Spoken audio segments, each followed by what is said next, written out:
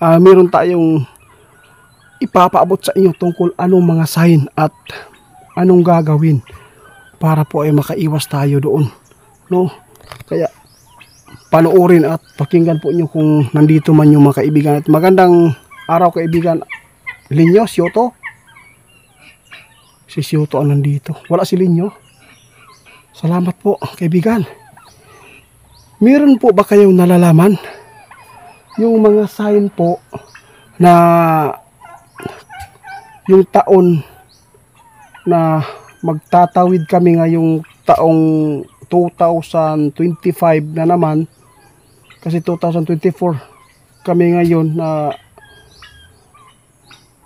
gusto kong malaman kung meron bang sign para malaman namin kung meron ba talaga na years 2025 na mangyayari po yung mga hinuhulaan po ni Roddy Valdwin. Kasi sinabi po ninyo na mas lalo pang lalakas po yung mga kalamidad ngayon sa 2025. Meron po bang sign na pwede naming malaman sa inyo?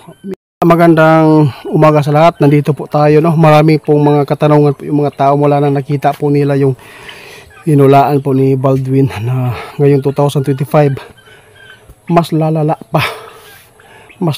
pa yung mga kalamidad na masasagupa natin, no? Sinabi po ni kaibigan natin Adwindi Syoto dito, kaya nandito po tayo kasi meron nagtatanong kung ano ba ang mga sign po sa 2025 na magkaroon po yung lindol na malakas, no?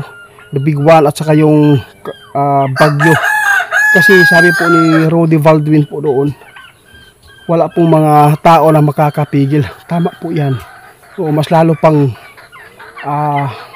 lalaki at magpupursige po yung kalamidad. Kasi ito yung mga sign po talaga guys na nakasulat sa Biblia, no? Kaya lang may mga years po na medyo mabuti yung panahon, no? Walang mga mabibigat na mga kalamidad, pero ito lang, meron tayong ipapaabot sa inyo tungkol anong mga sign at anong gagawin para po ay makaiwas tayo doon, no? Kaya panoorin at pakinggan po inyo kung nandito man yung mga kaibigan. At magandang araw kaibigan. Linyo, Syoto? Si Syoto ang nandito. Wala si Linyo. Salamat po kaibigan.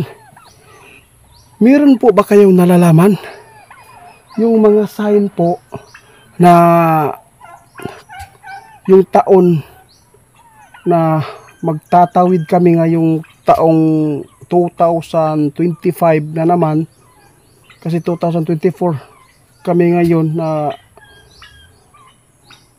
gusto kong malaman kung meron bang sign para malaman namin kung meron ba talaga na years 2025 na mangyayari po yung mga hinuhulaan po ni Roddy Valdwin. Kasi sinabi po ninyo na mas lalo pang lalakas po yung mga kalamidad ngayon sa 2025. Meron po bang sign na pwede naming malaman sa inyo? Meron po ba? Guys, sabi po ni Syoto, ang sign po sa taong 2025, kung magaling kayo, kung hindi daw kayo makatulog ngayong December 31, alas 12 ng gabi, kapag tahimik po yung mga paligid guys, na tayo ay sumasalubong po sa New Year, ibig sabihin yan, tahimik, maganda ang taong 2025. Yun po, kasi po meron pong gustong malaman kung anong sign, kaya gusto pong ipaabot ni kaibigan. Kaibigan, kung mapakinggan po nila na mayroong kakaibang tunog sa pagsalubong po ng New Year, ibig sabihin yan, may di maganda sa taong 2025, di ba? Sa lahat po ng nagtatanong sa akin, ito yung sign guys, dapat po sa tuwing sasapit po ng alas 12 ng 31, kasi po tayo ay sasalubong sa 2025 New Year.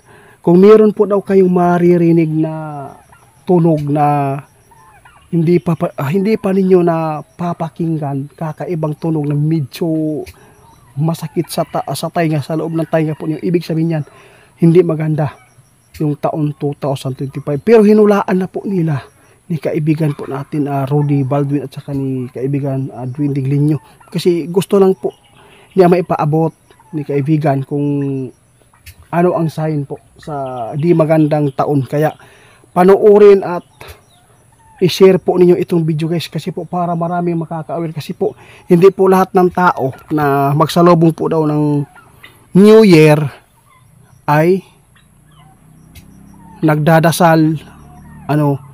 Ang ginawa po sa mga tao na mga sanlibutan, no, yung happy lang, nag-iinuman, mga handaan, yon po ang inuuna nila. Hindi po nila pinapakinggan kung ano man yung ipinapaabot po ng Diyos sa atin, yung mga sign para tayo ay makapaganda. Kasi maganda po daw talaga yung itinatanong po ng followers natin ito, kaibigan.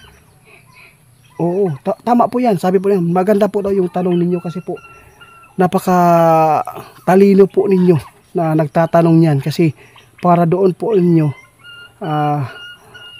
kayo makapagkuha ng idea kung paano po kayo, no, makatakas, maiwasan yung mga kalamidad. Kaya dapat po sa 2025, sabi ni kaibigan ninyo, kung meron kayong maririnig, sabi ni Chioto, kung meron kayong maririnig po na tahimik na pagsalubong po nyo sa New Year 2025, ibig sabihin yan, mabuti ang inyong takbo. Pero kung meron kayong maririnig na di maganda, yan po ang sign na dapat maghanda tayong lahat. Walang mawawala sa atin guys kung i-share po nyo ito, kasi para lang ito sa mga tao nag-request sa atin din. Kung hindi po kayo maniniwala, walang problema po yan hindi ko naman po ito pinipilit na paniwalaan po nyo, basta kakaibang sign po na maririnig po nyo ngayong 2024 sa alas 12, kasi pag alauna 2025 na yan po, no, tatawid na po tayo sa next na years. Kaya yung nagtatanong sa amin, maraming salamat po. Meron pong ipinapaabot si kaibigan Dwindy. Kung meron po daw kaibigan, ulitin mo. Sabi po niya guys ni Shoto, sabi po niya, kung sino man yung magpapaabot po ng hinaharap ngayong 2025, kung si G. Costura, kung magpapaabot, kung hindi po sila coincide sa ipinapaabot ng Dwindy at saka ipinaabot ni Baldwin ngayon, no, kung magkakaiba po ang kanilang mga pananaw, wag mo na kayong magtitiwala doon, wag po kayong maniwala muna, no, kasi po yung sinabi po ni Baldwin ngayon ay nakita ni kaibigan Dwindy, no, tumumpak po si Baldwin ngayon sa 2025, kasi baka maguluhan po yung mga tao, mahirap na, no.